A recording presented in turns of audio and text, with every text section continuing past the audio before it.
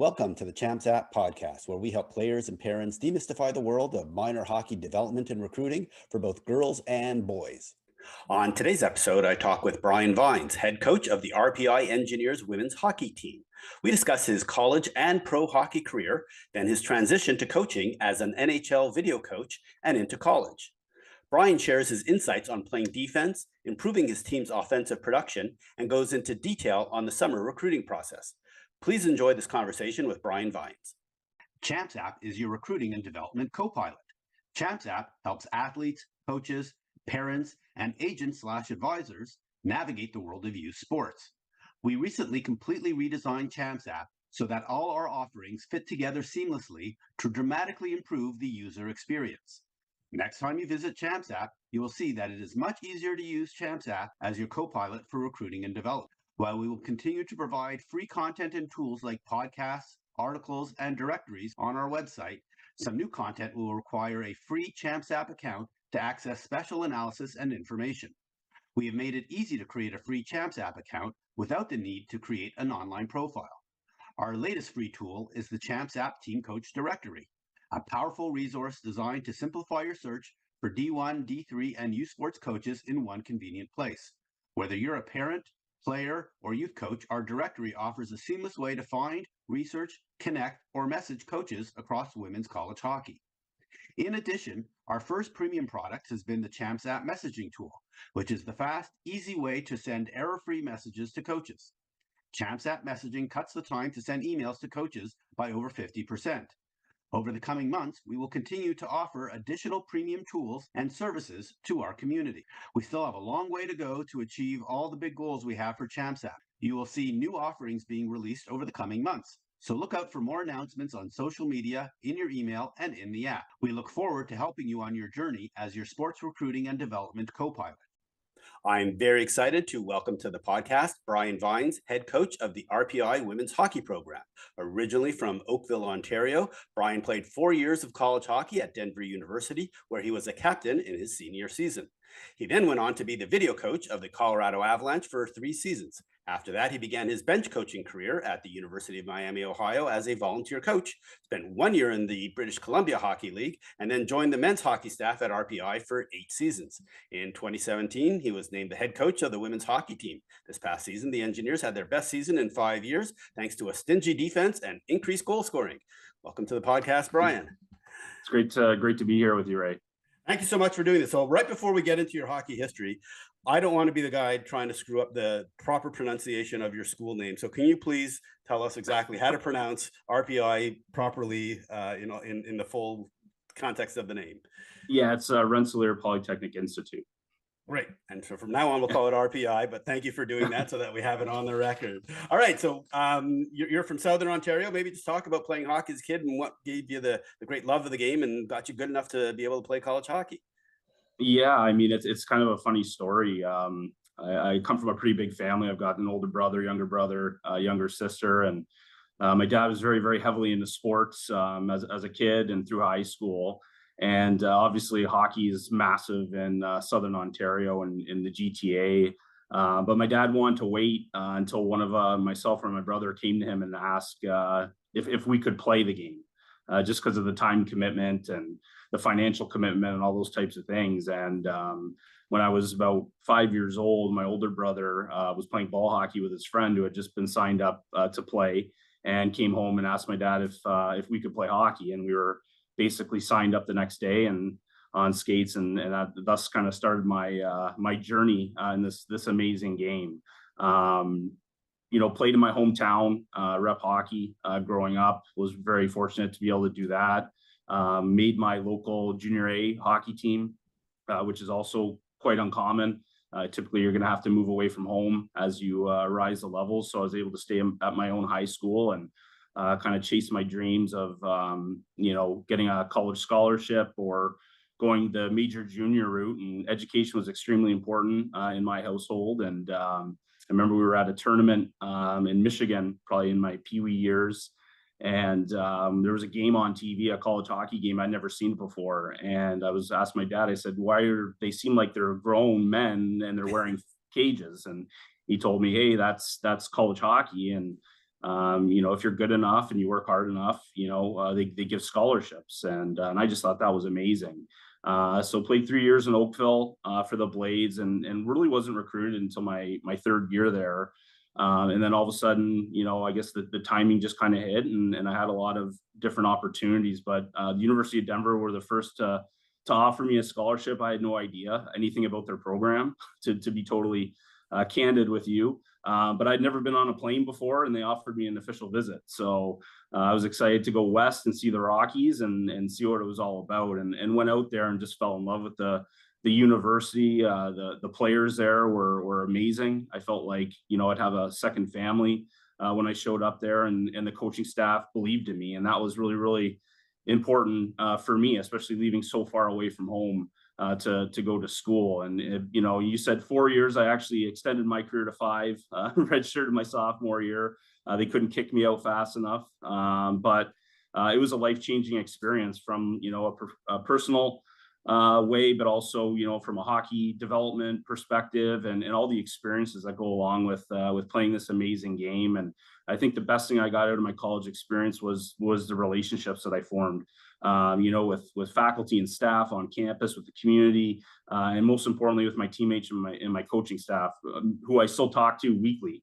They're kind of my second family. It's my second home away from home, and that's what made it so special. So skip forward after college, I was lucky enough. Well, hold on a second. You forgot Sure. to mention that the Denver University Pioneers are the national champions this past season, and they were the first NCAA team to get to 10 national championships over my alma mater, Michigan.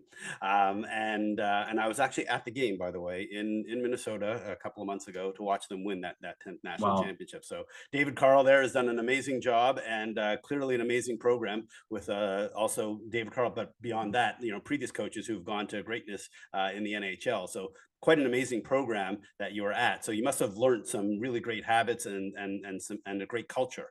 I'm curious, are there things in how they ran that team that you've been able to take forward with you since then? Well, I think, Coach Gwozdecki, my coach at the time, and Seth Apperdoy actually ended up many years later joining him here at RPI.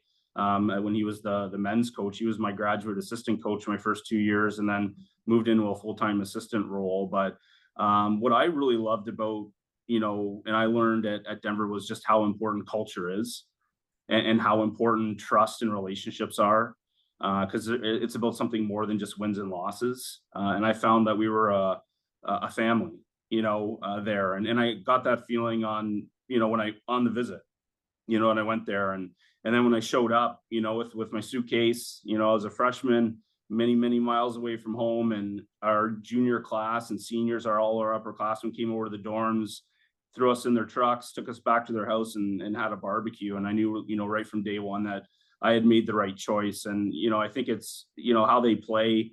I mean, they play fast, they're physical, they play smart, but they play together, and then they've had, some really, amazing coaches. And obviously David's doing a phenomenal job there. He's taking the reins from Jim Montgomery, who, it's a small hockey world, but when I came to RPI to work for Seth, Jim was the other assistant on the staff, and he flew out. I was in British Columbia. He flew out, and we went on my first official recruiting as a college coach, and just learned a tremendous amount from him as well, about the game, about recruiting, all those different kinds of things. But I think it really comes down to surrounding yourself with the right people, and I think that's why Denver was such an amazing experience, and why I extended it as long as I could. And for folks who don't know, Jim Montgomery is the head coach of the Boston Bruins, who's had some amazing success there, as well as with the Dallas Stars. All right, so how did you end up moving into the NHL and getting the video coaching job for the Avalanche? Well, I went and tried my hand at professional hockey for 2 years after graduation. I played out in California for the Long Beach Ice Dogs, and then was lucky enough to get traded to San Diego. Beautiful place to live. Highly recommend it to anybody. But a great team, and we were fortunate enough to win a championship there. And knew pretty quickly that I wanted to be part of this game for as long as I could, and maybe the playing route wasn't going to get me to there, but was definitely interested in the leadership aspect and the coaching.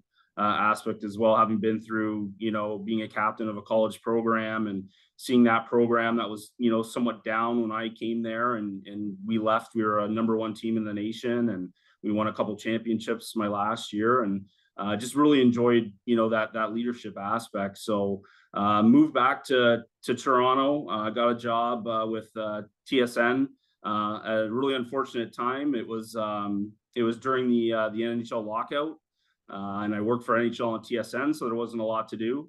And I asked my minor hockey association if they needed any help, anybody to come out and coach, and got connected with the midget AA team, and just had a blast, and couldn't wait to get out on the ice with them every night after work, and realized that, hey, like I knew what college did for me, and the relationships that I formed, and wanted to really, set forth on a career path that was more college oriented. So started studying for my GMAT to get in as a graduate assistant at Miami, and my coach, Coach Gwozdecki, called me in the summer. I was a month away, and he said, "Hey, Joel Quenneville just took the job with the Colorado Avalanche, and he's looking for a young, driven, person to come in and as his video coach." And he's like, I gave him your name. So I called him up and drove down to the draft in Ottawa. We met for a couple of hours. I walked out saying, if he offers me this job, then it's a no-brainer. I'm gonna have to take it, and was lucky enough to be offered the position, and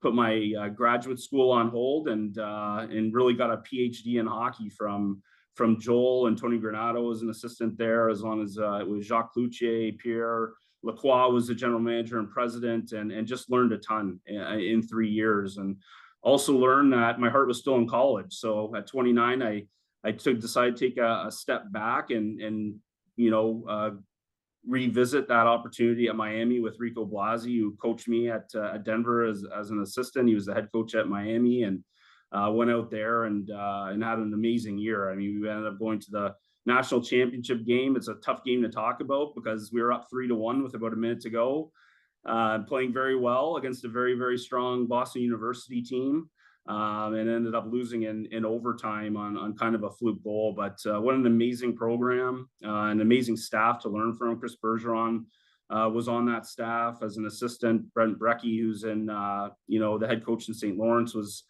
the other assistant coach there as well. Obviously, Jeff Blashill had been there with Rico for many years. So just an amazing connection and network of really impressive hockey people that I learned from. But I moved out to British Columbia to be an assistant GM and coach of Alberni Valley, and Seth called me.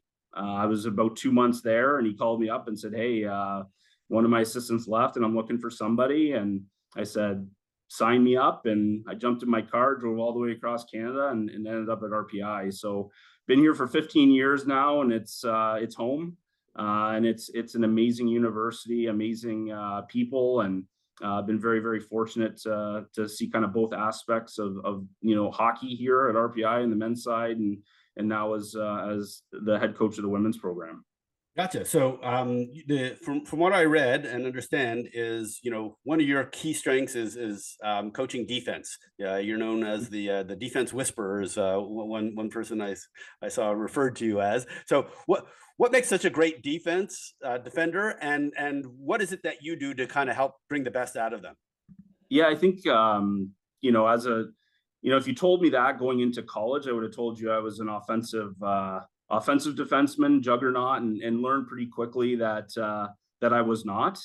And in order to contribute to the team in the best way possible, it was to play against the other team's best players, shut them down, contribute on the penalty kill, and just kind of carve out a role with that. And Joel Quenneville, as I owe a lot to those 3 years with him and the opportunity he gave me, learned a ton from him. He was a defenseman in his career as well, and had a very sharp mind for that side of the puck. But I think it's easier to teach defense than it is offense at times. It's a little more about structure and things like that, but it really comes down to how hard are you willing to play, and how competitive are you. And that's really what we look for in players. When they're coming into our system, we need them to play on both sides of the puck. And I'm bigger believer in offensively. I believe you have to have freedom to be creative and make those decisions. And on the defensive side of the puck, it's really about getting that puck back as quickly as possible so you can play offense. So we watch a lot of video. Obviously, that's a big part of my background. Yeah. I watch individually with our D corps every week. We watch in D pairs. We pre-scout oppositions, tendencies, and all those types of things. And but then it's really about getting on the ice and the skill development. And we carve out a ton of time for that. I'm really lucky. I've got an unbelievable staff. Ben Murphy joined us last year, and he's has over 20 years of experience at the Division I level. He was a forward, very offensive minded. So I've learned a lot from him on that side of the puck, and I thought that really paid dividends this year with our program and scoring, a considerably higher clip than we ever have in the past. And then Tara brings a unique aspect as well as a two-sport goalie, and I think her mind is a little more on the defensive side, and we're both learning together how to create more offensive chances and things like that. But it's really about a commitment to defend, and then I think it's also bringing in the right people that are naturally competitive. Gotcha. So while we're on the topic, I'm very curious. What did you do to score more goals, or how did Ben help you score more goals this year versus previous years? Because it's the first year in many years that you've actually had more goals for than goals against, and I checked that out. So I'm curious. What were the specific adjustments that you were able to make? Well, I think that the game's really evolved, especially in the last, few years in terms of the position of defender. And, when I played, your job was done sometimes when you got to the offensive blue line. You anchored yourself there and you watch your forwards go to work on the cycle. And now it's really a 5-player rotation, and it's almost positionless, in my opinion. And our expectations is to have, 4 in the attack every time. When we're on the rush, it's to have all 5 in motion, moving in the offensive zone. So it's not uncommon to see RD below the offensive goal line, net front, as well. And then, we try and work in triangles and in space, as well. And it's really about how teams are trying to defend you. And a lot of teams have gone over the last few years to, a real pressure, packet in the corners. They're trying to direct the puck there, outman you there, right, and then break out from there. So it's really about spreading them and then finding ways to get pucks through to the net. And in women's hockey, I've been very fortunate. We've had 2 unbelievable goaltenders, and Lavisa Solander, who she would face 50 shots a night when I first started, and have like a 1.5 goals against. She was a Patty Kazmaier finalist, All-American, ECAC Goalie of the Year. I mean, just an unbelievable student athlete. And then Amanda Rampado just graduated as well. After her, she took a 5th year here at RPI, and she was really the heart and soul, a captain of our team, and unbelievable. So I think like the defensive side of the puck, to go back to that original question, I mean, at the end of the day, and I'm a firm believer in this, I think goaltending is one of the most difficult, if not most difficult, positions in sports. And if you have a good goalie, it definitely helps your defense. And I think when you're playing good defense and you're able to make those saves and you have that behind you, it frees you up to take more risk, calculated risk, on the offensive side of the game. So it was really encouraging our players to be less structured offensively, and be more creative. And then I think it's also how we practiced. We started off with our offensive philosophy, where in the past we started with our defensive philosophy, because that's basically how we had to play. That was the personnel that we had.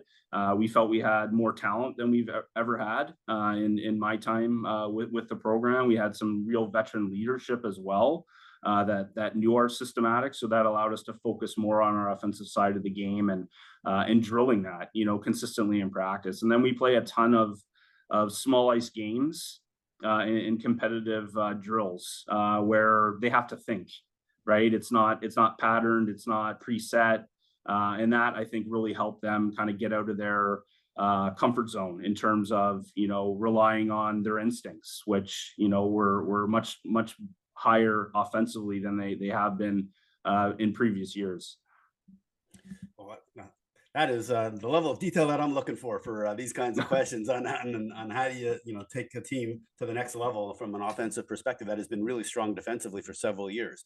So we're going to get back to your team in just a second, but now let's talk about RPI. So RPI is in Troy, New York, just outside Albany. There's a little over 5,000 undergrads based on my internet research, and then obviously a huge emphasis on science and technology. So why don't you share with folks, the great academics at the school, and what the school has to offer academically, and then also on the facility side, about the hockey program, especially playing at Houston Fieldhouse.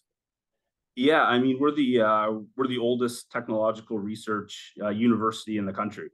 We're actually celebrating our bicentennial this year, so a lot going on campus. I think if you asked a lot of people, what is RPI, I think their mind, right away goes to engineering and STEM, and we are a STEM school, and many of our engineering programs are ranked, in the top 10, top 5 in the country. But we have players in every single major on our campus, from aeronautical engineering to, we have 5 MBA students coming back next year. We have a business analytics graduate program that's very, very highly ranked. But from a hockey perspective, this is a hockey school. We have a ton of history and tradition. Our men have played for over a century. So it's kind of ironic that we're about to celebrate our bicentennial.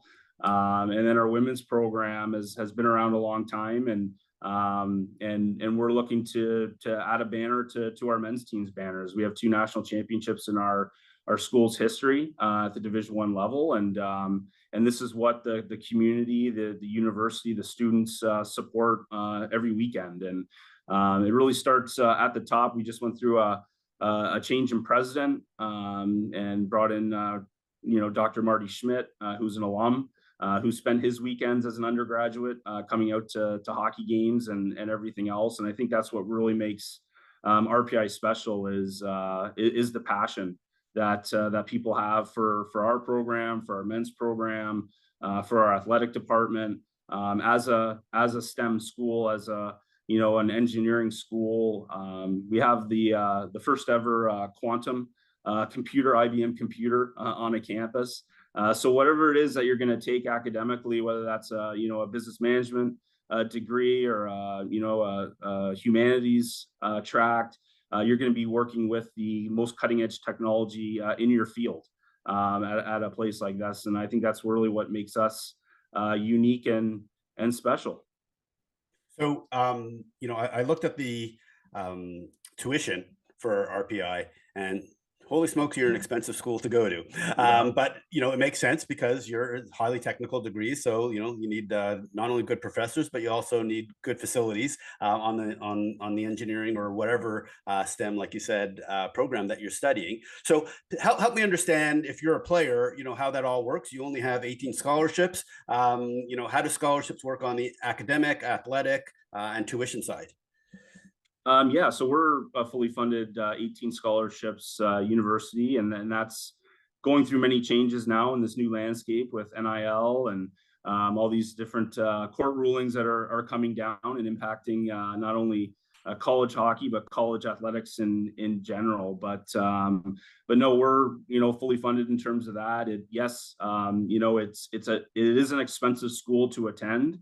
But that being said, I think the return on investment is ranked one of the highest in terms of our undergraduates graduating, starting salaries for what they're making, whether that's coming from an engineering program or a business program or whatever it is that they happen to study here. I think those numbers really play out. And I just actually I was on a recruiting call a couple of weeks ago, and a parent let me know that the Wall Street Journal just ranked us 34th best universities in the United States, which is pretty special. I've seen 15 generations of RPI hockey players that all have had aspirations of whether that's playing in the NHL, and now with the new PWHL, obviously growing and expanding. But ultimately, your hockey career is going to come to an end. I always say, you want to play for as long as you possibly can, because the careers are typically short. But to see what an RPI degree has done for 15 graduating classes has been nothing short of amazing.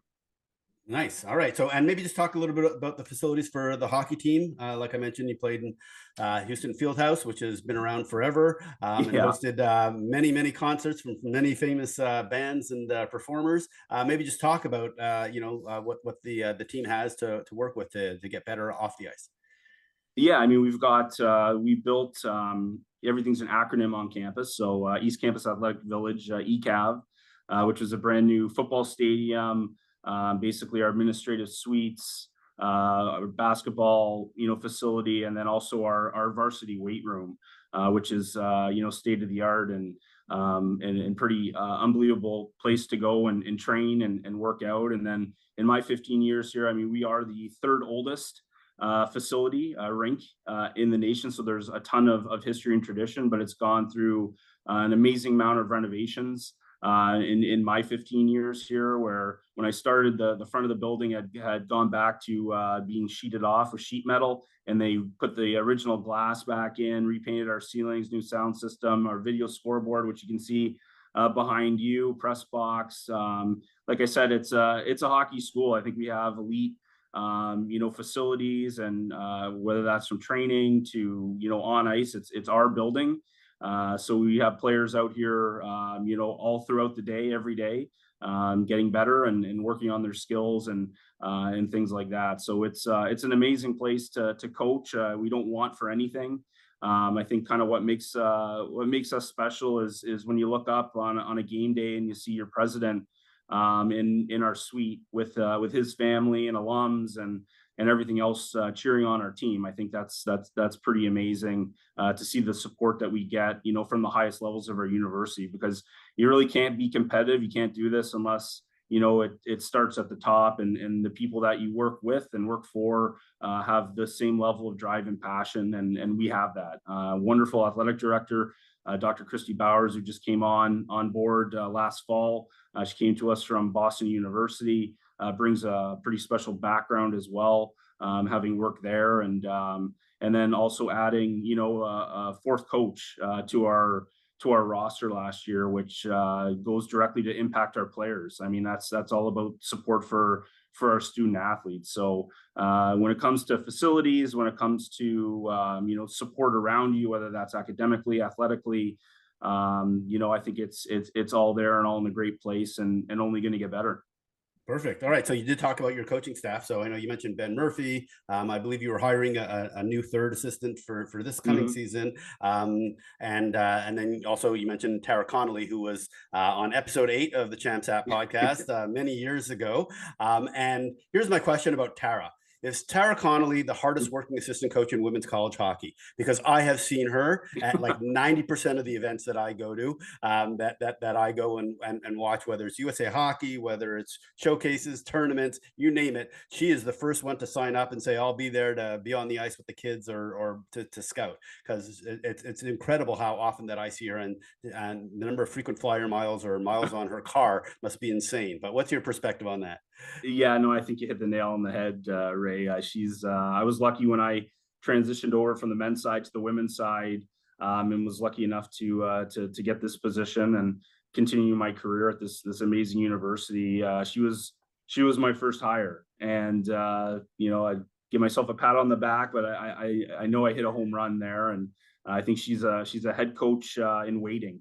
And whoever is lucky enough to find her is going to find an amazingly driven, hardworking, detail oriented, and just a fun person to come into the office every day, because she is so passionate. She knows the players, she knows the coaches, she knows the people, throughout, because that's what she does. I mean, she goes to, sometimes I have to tell her, like, maybe we need to slow down a bit. I don't want you to burn out and all those types of things. But no, I mean, that's been a huge part of us growing as a program.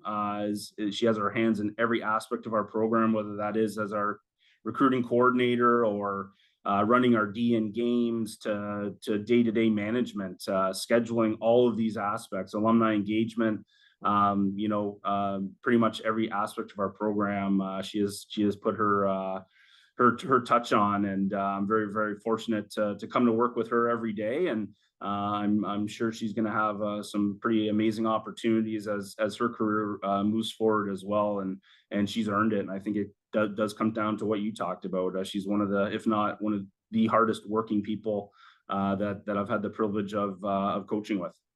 Beautiful. All right. So, well, part of the challenge of recruiting is that you play in the ECAC conference. So not only do you have 12 teams, so it's really just tough to succeed in the conference, but it's just a tough conference given all the high quality teams that are there. And so I'm just curious, what are the challenges in recruiting players to RPI, given how tough a schedule you play? Therefore, winning is so hard for a team like yours. Like, how do you balance the academics with the players that want to win? Yeah, I mean, it's. I think we kind of touched on it with Tara, and that's knowing the field, knowing the pool. I think it's doing your homework on them because it's a specific type of player that's going to be successful in our environment. And I think you hit on that as well in terms of the academic rigor at a school like ours. But I think that's what makes our league so special. You have the top universities in the world with the top hockey players and hockey programs in the world as well. And in my 7 years, I've really seen the parity grow and grow as programs like us get better, and some of the other programs are raising to the top. And I thought a huge deal for our league was granting every team the opportunity to play in the playoffs. I thought that was a huge step to help our program continue to reach the levels that we're trying to reach to. But I think one thing that makes women's hockey a little different, and I'm sure this will change as the PWHL grows and everything else. But it's not uncommon. You're going to see a player of Connor McDavid's realm, and I guess I'd relate that to Sarah Fillier being around in university until they're 22, 23. Where typically Sarah on the men's played side, at Princeton for 4 years and just graduated, and now is going to go play in the PWHL. And then I think you see the PWHL draft, and I think that speaks to the amazing hockey that's being played in our league. The first overall pick, from Princeton, the second overall pick from Colgate, third overall pick from Princeton, and on and on and on. I think our league led, the conference. So I think that's what makes RPI special. That's what makes the league special, is you have, by far the best combination of high level academics with the highest level of hockey, where you're gonna compete against the best of the very best on a nightly basis, and just some phenomenal coaches as well, throughout our conference from top to bottom, kind of pushing things forward and everything else. But how to compete, I mean, I think you really lock into the process on a day-to-day basis. You believe in how you develop and bring along players. And I think, we do a really strong job of that, watching like how far our freshmen, to when they're a senior, and they grow on and off the ice. I think, is how ultimately you continue to grow and be more and more competitive within such an elite league that we play in.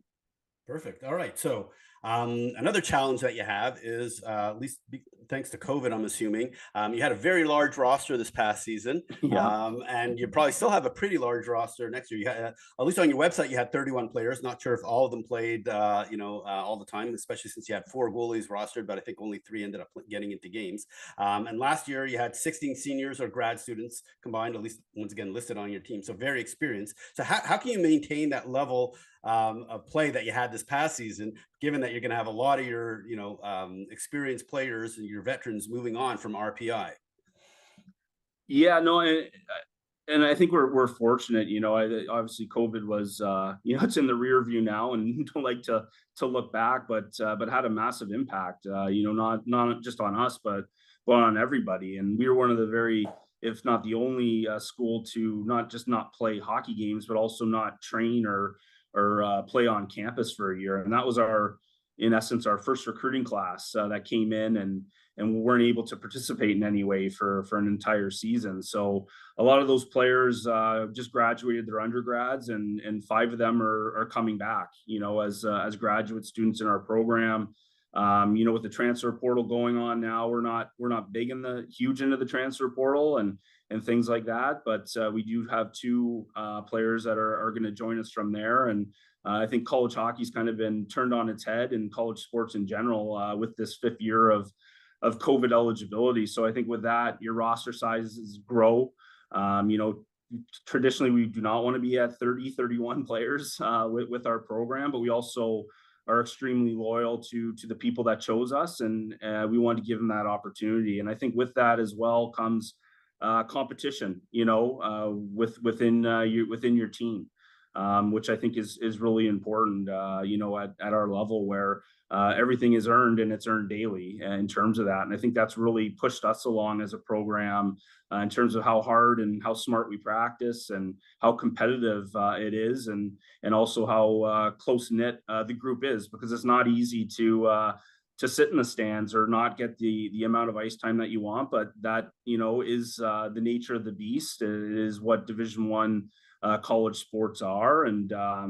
And I think, you can either let that tear you down, or you can help you lift you up. And I think our players have done, our leadership has done an amazing job of managing that and helping that lift us up as a program. So I think you're going to see these roster sizes come down exponentially as we go through our last year of this fifth year of our last year of the COVID year, where roster sizes will come down to more traditional levels of 26 to 24 players, which I think is a healthy number. But our players are amazing. I mean, they're a family in there. They've got each other's backs. They push each other.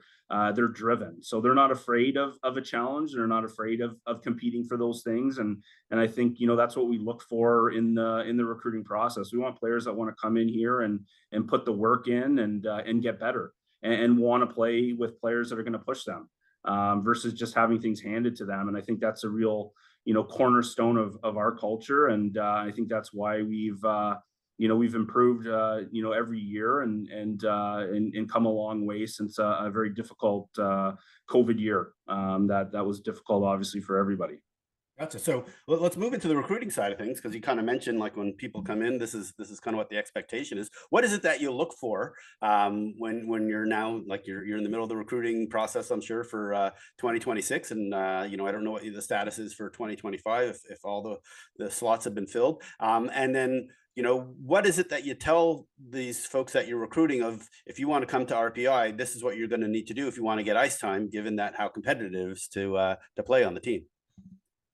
Yeah, I mean, we look for, I think, number one, it's something that's tough to teach. Can you get better at it? Yes, but I think it's pretty well ingrained by the time they get here, and that's two things. That's hockey sense, and that's competitiveness. So those are high on our board, because that really works within our culture and where we want to go, and the process that we follow. I don't want to have to push players to want to work and put in the work. And I think you see that, in how they play in games, and conversations with their coaches and people that you trust that know them, and everything else. And I find that really works. And now we can get better at all the different things like skating and skill and everything else. But I think the competitiveness and the hockey sense are two things that are really, really important to us. And then character, essential. We had 31 on our roster last year, and we considered all 31, freshmen included, our leadership role, and are expected to lead in their own specific way. So trying to recruit, players that have been in those situations before as captains or alternate captains, or show those things, like how they respond to their teammates on the ice. Are they excited when a teammate scores? How do they come back to the bench and maybe they've made a mistake? How do they respond when the coach comes down and is giving them some feedback? What's the body language like? All of these things kind of go into the recruiting process and finding the best pick for us. But we're really looking for people that want to be about something bigger than just themselves. Because we do consider us, a family, and this is such a massive decision in a young person's life. It's what I got out of my college experience. It was a home away from home. It was my second home. It was, relationships that I still hold very dearly to this day with people. So we want people that want to get engaged in all areas of what it means to be a Division I hockey player. And I've found that players that, if you got to push them to class or things like that. It typically doesn't work out at a place like RPI, and our players are just as driven in the classroom, in the community.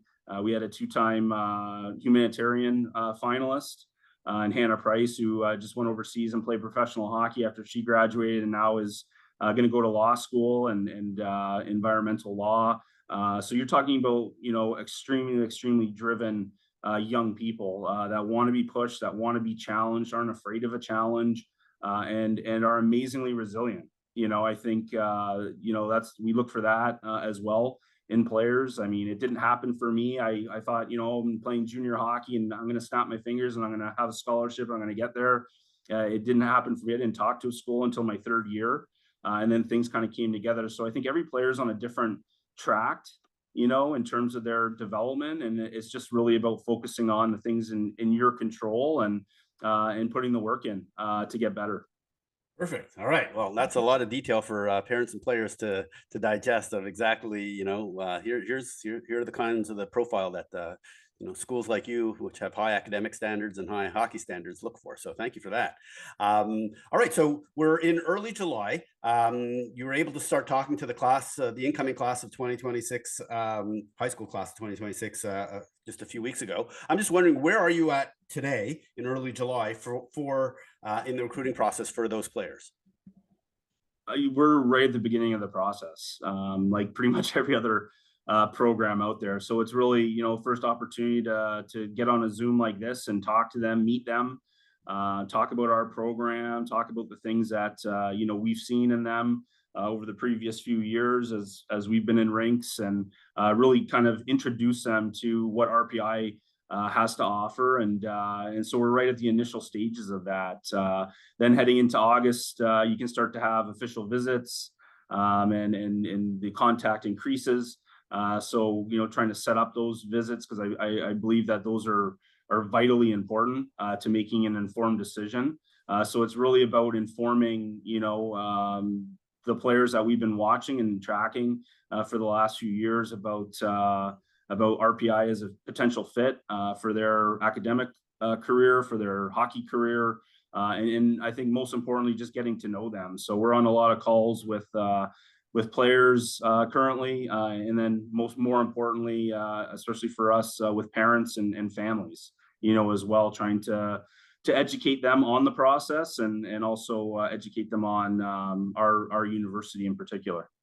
Perfect. And what's, generally speaking, what's the timeline that players who come to RPI should expect? Because I've had parents ask me, if I get a call on June 15th, does that mean I'm going to, if my daughter gets a call on June 15th, does that mean that they're going to get invited to campus? Does that mean they're going to get an offer? When do, you mentioned that, obviously you can't go and do an official visit until August, but when do the visits typically take place, whether official or unofficial? When do the offers typically take place? And when do players, make a decision typically for RPI? Well, yeah.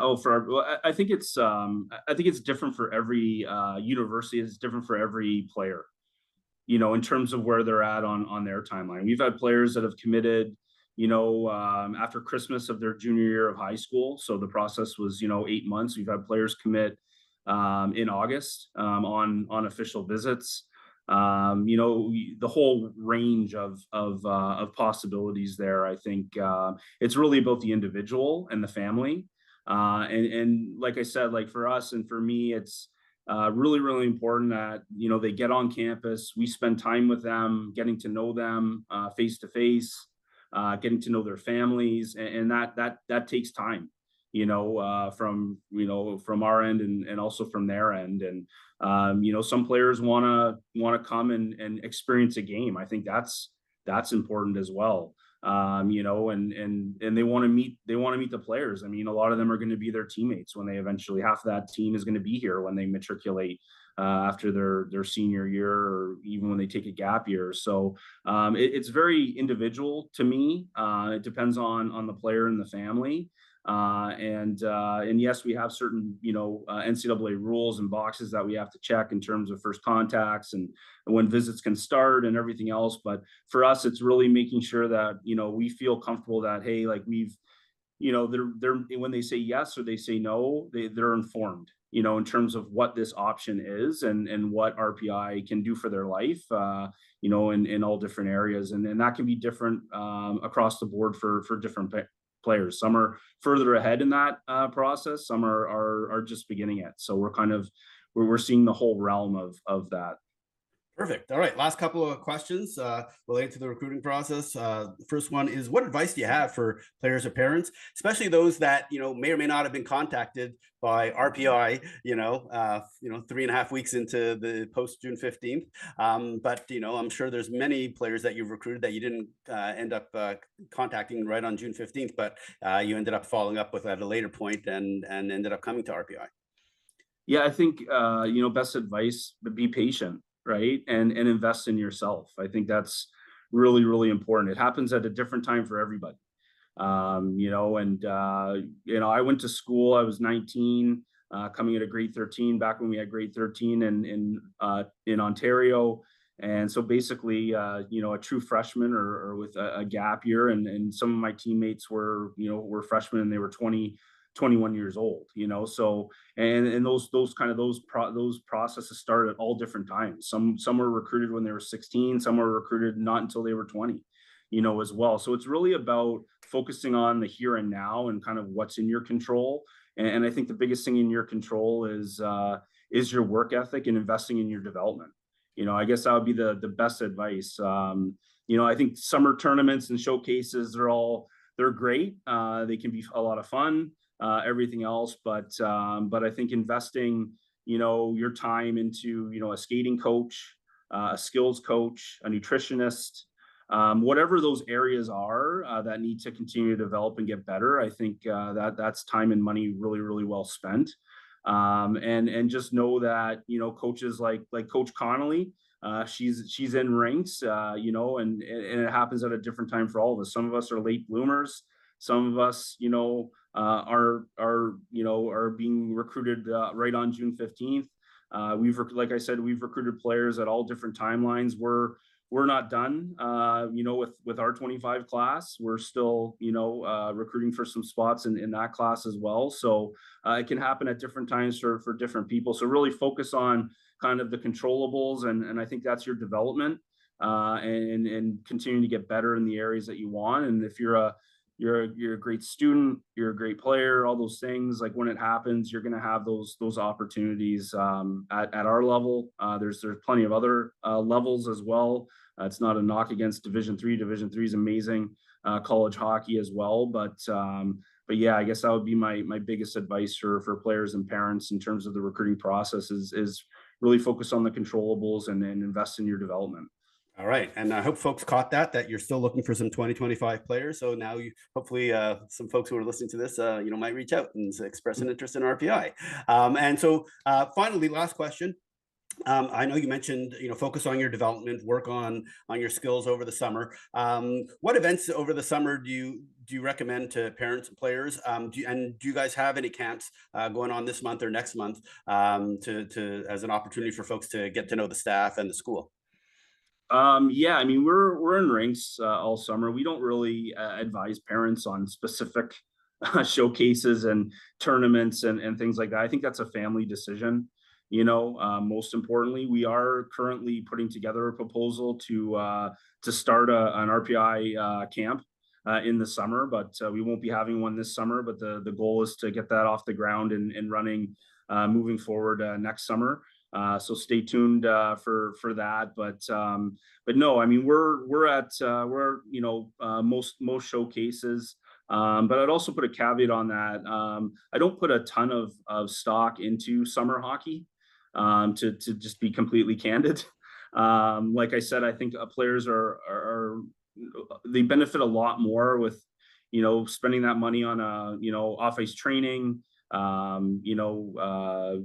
skills coach, a power skating coach, like whatever that is. At the end of the day, I think we're going to make our evaluations primarily with, when you're playing for your club team in meaningful games, in season.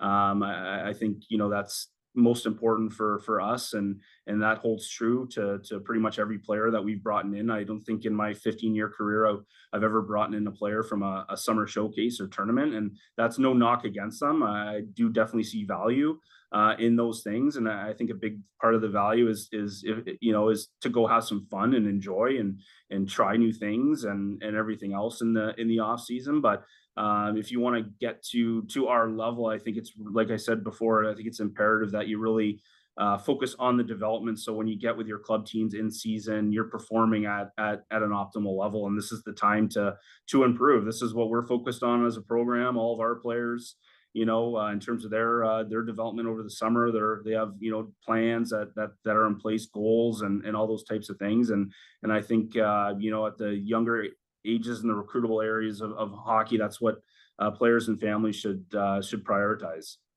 Perfect. And I know you're not the only coach that has said that to me or on this podcast, that, summer hockey is summer hockey. It's not the same as watching you play, at nationals or at a major tournament. So with your club team. So perfect. Bryan, I want to thank you so much for doing this. Now I know why they call you the Blue Line Whisperer. And thanks for sharing all the details about RPI, and then obviously some amazing insights and advice about the recruiting process. So thank you so much for doing this.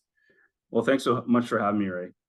I really want to thank Bryan for joining me on the podcast. We covered a lot of topics related to college hockey, coaching, the recruiting process, and of course, RPI. You can connect with Bryan on the school's website or his Champs app profile. Links to both are in the show notes. Introducing the Champs app messaging tool. Champs app messaging is the fastest, easy way to send error-free messages to coaches. The Champs app messaging tool ensures the coach's name, email, and school are correct without the need to look online and find each coach's contact information. With the Champs app messaging tool, you can choose from a variety of email templates to send. For example, one template informs coaches about upcoming events or tournaments, and another lets a coach know about new videos added to your Champs app profile. Each template automatically populates the message with the coach's name and school and inserts personal information from your Champs app profile. This way, you can be sure the emails do not have errors. Personalize each message further to make it uniquely yours. Experience the convenience of the Champs app messaging tool yourself by logging into your Champs app account. For a limited time, we are offering the Champs app messaging tool at a low introductory price for an annual subscription. As we add more amazing features to the messaging tool over the coming weeks and months, these new features will be included in your annual subscription. So get started today by logging into your Champs app account to try out the new Champs app messaging tool and easily send error-free emails to coaches. Subscribe today before the price goes up.